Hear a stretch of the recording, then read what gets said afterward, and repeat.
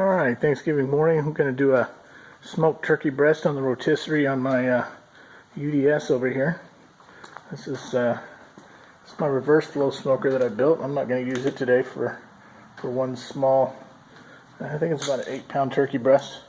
But we're going to use this right here. This is my UDS that I built last year, I think it was. So I can get this cover off without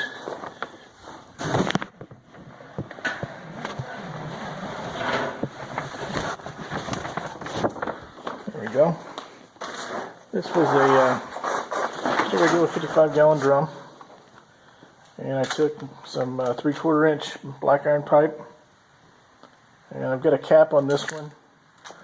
This one over here has got a 3/4 PVC ball valve. I'm going to switch that out with a regular brass ball valve at some point. It works fine, but that PVC is going to deteriorate over time. I've got my River Country gauges on it here. Super accurate.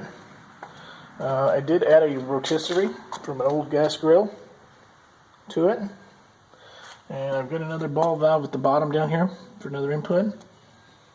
My exhaust is an old air cleaner.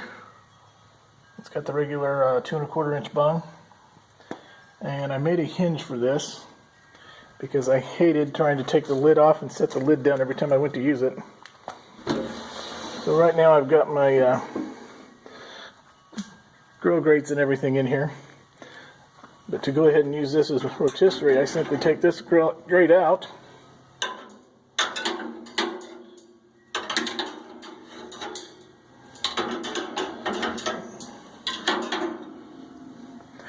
and there is my rotisserie. I've got a second pan there, or a rack, that I put a drip pan on, and I fire this up, and I'm going to probably do this turkey at about 300, 325 today to get a nice crispy skin on it. But we'll be back shortly once I get this fired up and